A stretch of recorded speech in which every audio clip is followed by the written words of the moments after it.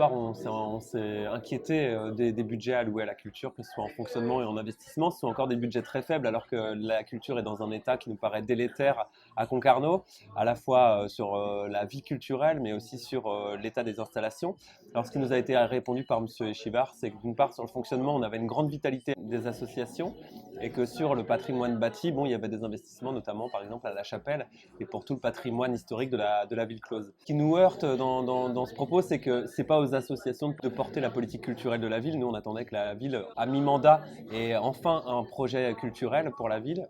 Et il a été annoncé par M. Chibard qu'effectivement, il n'y avait pas encore cette réflexion globale, n'avait pas encore été menée. Et donc, effectivement, la collectivité se décharge de ses responsabilités culturelles sur les associations.